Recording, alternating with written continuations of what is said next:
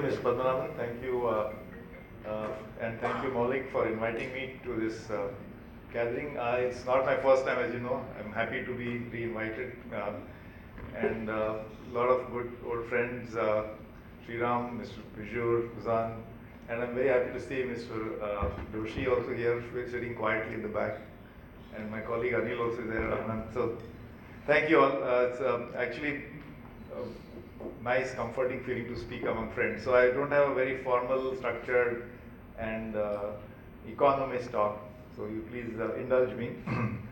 And I was trying to very hard to make sense about the interpreting the topic. I know that every conference has to have a nice, catchy topic. So when you say resetting the treasury, reset usually you just Control Alt Delete. So I think that's not what Maulik meant.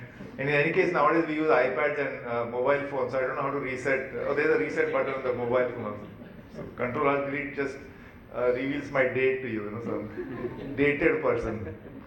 So I thought I'll just, Mr. Malingam, actually, thank you. It's, I didn't realize that once the person is let out of the RBI, there's a lot of ungagging that happens. So I was trying to think that who went out of the stable first. I think Mr. Padmanabhan went out earlier. That's why his ungagging mood has tempered. So maybe by next year, I think Mr. Malingam will be much milder. But thank you for your frank views. Thank you. Yeah, you need a big round of applause, please. You know, sometimes you need to really speak in plain words, and the constraints of the organization make you speak like Alan Greenspan. So it's very, very nice to see hear very, very frank views. Of course, we can debate, but I think he's put out his views very clearly. In fact, half your talk I was just telling Mr. Padmanabhan ended up being a critique of the Moody ratings yesterday. So that is an interesting topic. So let me begin by saying that sometimes these headlines are misleading. And because we are talking about treasury, I think largely we are here among treasury professionals, right? By treasury we mean not just bank treasuries, indeed treasuries of corporates. And corporate treasuries, as you know, and my colleague, of course, Anil is right here, corporate treasuries are handmaidens of the corporate, meaning the corporate is engaged in activities which are not about money management, right? In the sense that the corporate exists, a corporate, typically manufacturing company, let's say, is engaged in the manufacture of a product, or maybe it's a services company, and the corporate is a handmaiden of that. So often the objectives of the corporate treasury. So I'm fortunate that I have been a convener for the treasury committee, actually Forex and treasury committee for our group, and for many years. So what we do is we have a monthly forum. We meet every month, and we exchange views. We talk about recent developments, we invite outside experts, we develop frameworks, policies, risk management. But all of us are aware in that forum that actually we are there to, as custodians of the funds or of borrowing decisions on behalf of the corporate, meaning on behalf of the corporation. So we are not, the money management is not an end in itself. So I think it's important to for me to reiterate that. And we have this principle, I don't know if you'll support me, we call it the SLR principle. Nothing to do with RBI. So we call it the SLR principle, which is safety, liquidity, and return. So first, I think it's in lexical ordering. So first thing is safety. We need to ensure the safety of the funds that we are custodians of. By safety, I guess it means a lot of risk, what kind of risk framework, and we should not be putting those funds into risky, even if for temporarily. Liquidity is that at short notice, if funds have to be deployed or removed, then liquidity, we have to ensure that whatever we do with those funds, liquidity is a hallmark. And then returns is, if you are taking care of S and L, then you have to maximize returns. So I think it's in a pecking order. So that is, and based on that we develop our framework, and it's a framework followed and very, very meticulously by all our group companies, but it's not as if it's a permanent thing. We keep reviewing it. But this SLR philosophy is something that is enduring. So anyway, so that's the treasury kind of dharma for us. But I wanted to say that, in these times when things are uncertain, I just want to first of all begin by pointing out how headlines can be misleading. So the standard example to give is, of course, Mr. Trump's victory, which was on that very day, 8th November, which was a big day for India as well. But on that very day, in the morning, the New York Times edition already put out victory, Clinton victory. So forget about others, even the experts and the leading newspaper like New York Times had stuck its neck out and said Clinton is going to win. And as it turned out, I think Clinton did win the popular vote. She got more votes than Mr. Trump in the aggregate, but because of their system, Electoral College, we had a Trump victory. So that was kind of a beginning of a series of examples that happened later on. The other one that you are familiar with is Brexit, that Mr. David Cameron, as Prime Minister of the UK, decided to conduct a referendum. And what was the referendum? Is about whether you want to leave European Union. Now this referendum was not even required legally. There was no need, there's no legal or constitutional requirement. It was just because he had made a promise to his own party, his own political party, that as soon as he got elected, and he got a thumping, he got re-elected, which was quite an unprecedented thing. First of all, he got elected, I guess, back in 2011, is it? Or 2012. So he got elected. First coalition government in post-war England, post-war UK, and after long innings of the Labour government. So that itself was a big achievement for the Conservatives to come back. And then they got re-elected. So it was a very fantastic thing. So there was no the country was facing a lot of challenges. There was absolutely no requirement to conduct a referendum. And the political wisdom says that you never conduct a referendum unless you are 99% sure of victory, of the outcome. So, whether you are a fan or not a fan of Mr. Kejriwal, but the political wisdom is that never conduct a referendum unless you are sure of its outcome, almost sure. So, it is quite surprising that why did he do it? Incidentally, there was also a referendum on the Scottish independence, which was a very difficult process, but he won. So he actually, whatever point he wanted to make, Mr. Cameron had already made the point. And the irony is that if that same Brexit referendum, because he had made a promise to his own party, he had not promised a timetable as far as I'm aware. He had told his party that if I'm re-elected as Prime Minister, I would have a referendum whether the UK should quit the European Union or not. And this is because of, we don't go into the political arguments, but basically he had not promised a timetable. So the irony is that if he had waited for, let's say, 1 more year or 18 more months, the outcome of that referendum would have been exactly opposite. And look what is happening now, even to this day, after almost, we still don't know what it's going to be. It's going to be a huge, it's going to be a hugely disruptive event. So, what I'm trying to say is that the world has all these unexpected events. On a lighter vein, just after Trump victory, I don't know how many of you follow American football. So the last week of January, they have something called the Super Bowl, which is like the championship game. And that has, by the way, more viewership than Olympics. Or I think even meaning for soccer. So that also had like a Brexit outcome. Till the very last minute, it was Atlanta versus New England. So Boston versus Atlanta teams, Falcons versus New England Patriots. And conventionally, the game is such that it's held in 4 innings or 4 quarters, they're called. And till the last quarter, well into the last quarter, the Falcons were supposed to win. And in fact, talking about probability and treasury and probabilities and so on, they had a 99.3% chance of victory, the Falcons. And then they suffered thumping defeat. Oh. The New England Patriots won. This was unthinkable. It's never happened in the Super Bowl history. And then they started connecting conspiracy theories that Mr. Trump was a friend of the New England captain, Tom Brady. And just like there's talk of how Mr. Putin and his gang have hacked the American elections, maybe there was some, so anyway.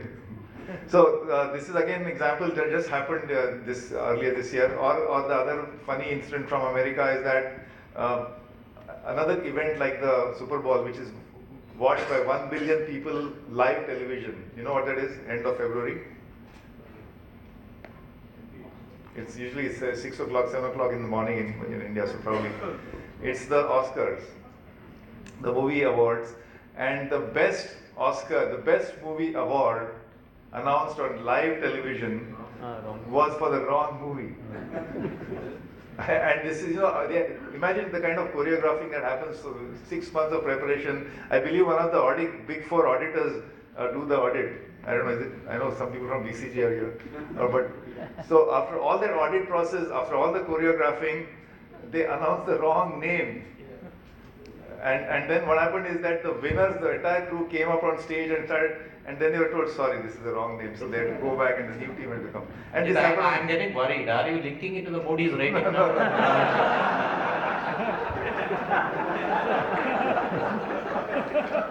So on Moody's, I must say, since we are on the Moody's topic, no less a person than not just the chief economic advisor to the government or other finance ministry, Arvind Subramaniam, as well as the former finance secretary or the revenue secretary, Shaktikanta Das, had said very publicly, the Moody's methodology is wrong.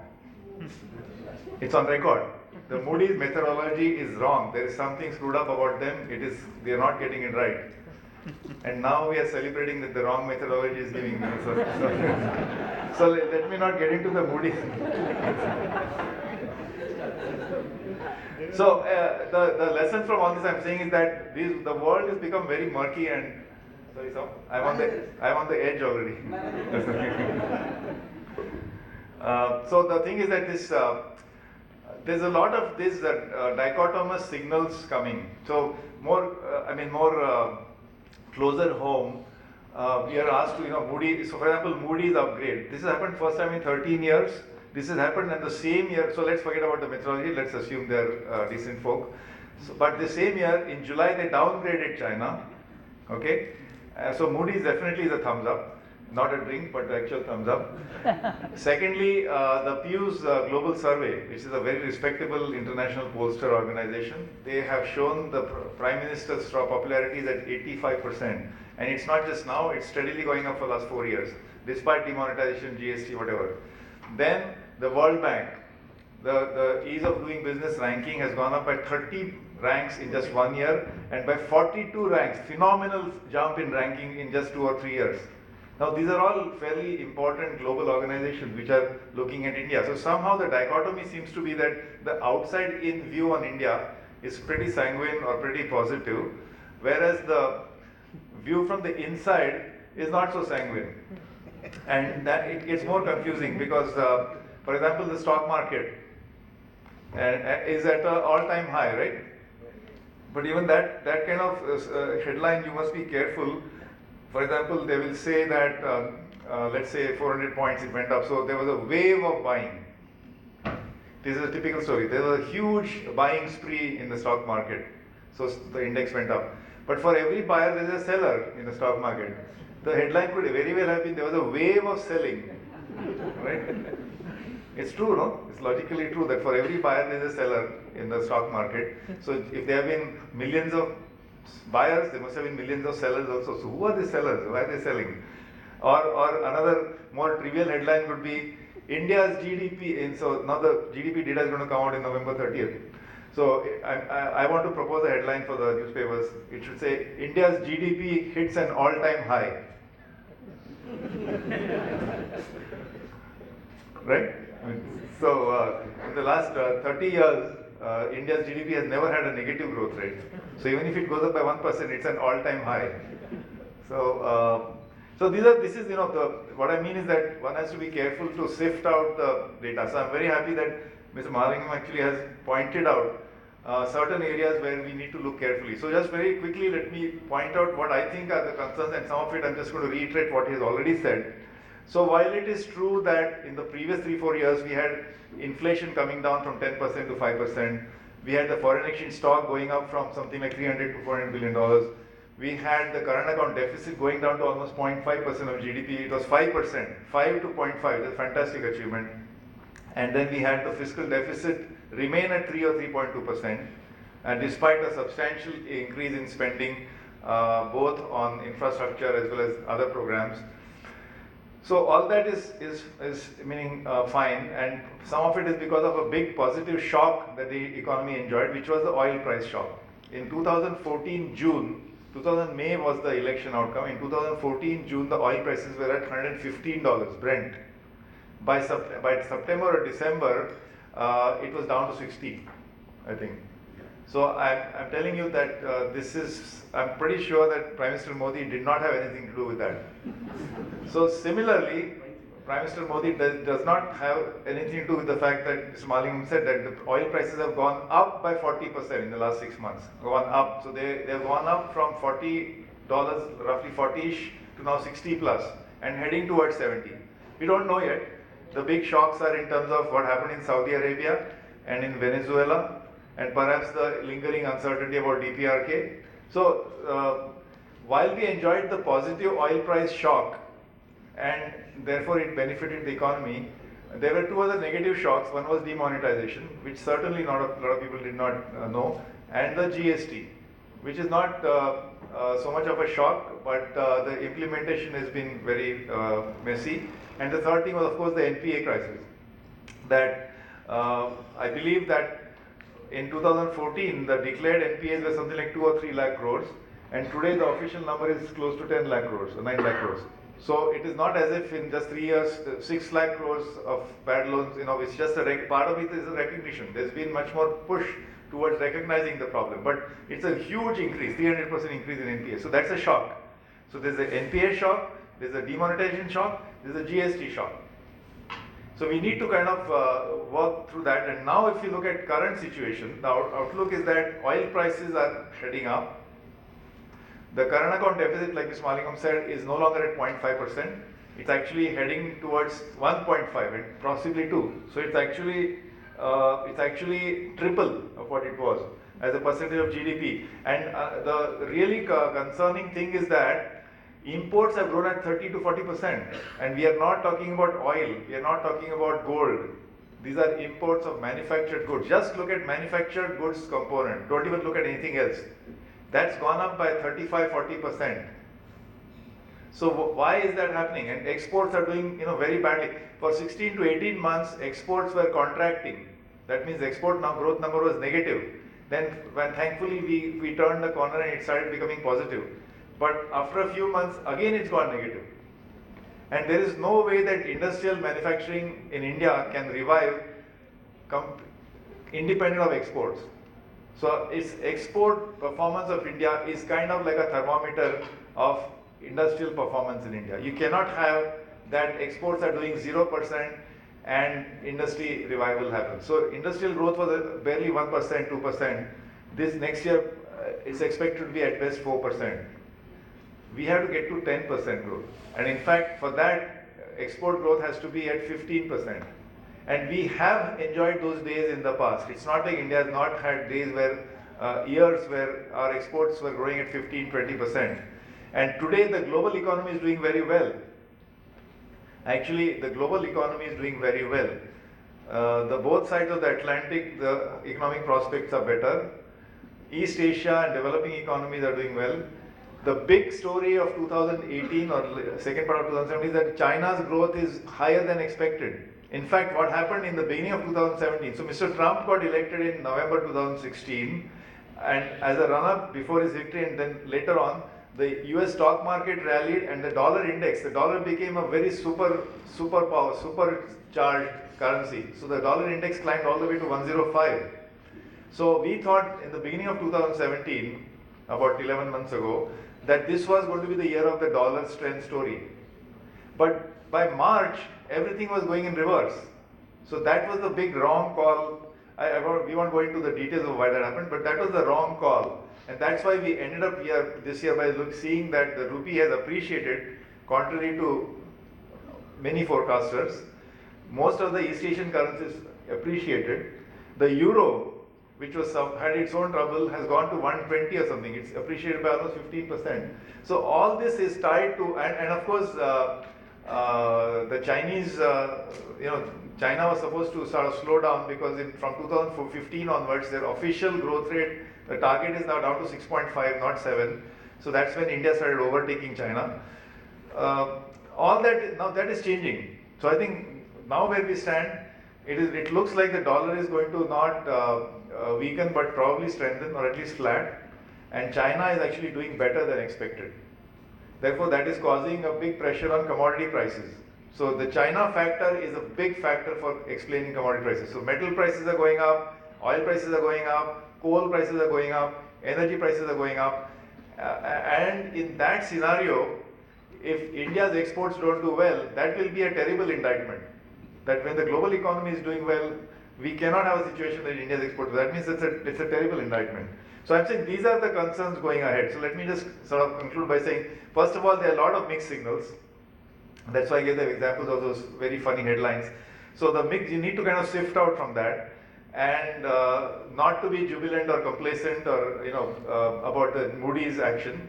But going ahead, I think as corporates, we need to understand the risks of all these macro developments, which can have an implication on the Indian economy, and also to understand that there's some kind of a disconnect between financial markets and the real economy. And this is happening globally also, but in India certainly, where you have the stock market at an all-time high, the bond market is booming, but at the same time you have industrial growth lackluster, banking credit going at a barely 5-6%, which is like a 60-year low, and fixed capital formation, which is the the sort of indicator of future growth, that has fallen from 36% to 30%. Then job creation numbers are very, the CMI is saying that this year the economy in the first 6 months lost 19 lakh jobs. It's almost 2 million jobs. So you have to put this together. This is all serious stuff. And in fact, on that note, I must say that when the banking credit growth is slowing down, some of us economists like to say, oh, that's because corporates are deleveraging, or we are accessing ECB, foreign loans, or we are using retained earnings, or we are going to the bond market. Corporate bond market is actually booming. I think total corporate bond market size is about 7 lakh crores or 8 lakh crores now, of which 2 lakh crores is foreign investment. So to that, I was talking to Mr. Reddy, Governor Reddy. He said, but wait a minute, if the banks are unwilling to lend, if banking credit is so poor, it must be because they are not able to identify good projects to lend. So if all that is going, if you guys are going to the bond market, and if the bond market is booming, is that now the new hideout for risk? Is the risk hiding there? Our job is to keep looking ki kahan pe risk, where are you hiding? Kahan pe chupe ho? So maybe the risk is now going into those financial markets, like the bubble in bond market and stock market. So as corporates, we need to be very vigilant about this aspect, that please don't let risk out of sight, and you can tag it with an Aadhaar and tag it, or a GPS. So that's what I wanted to say, that please understand and try to sift out the good and the bad and keep your vision clear. Thank you.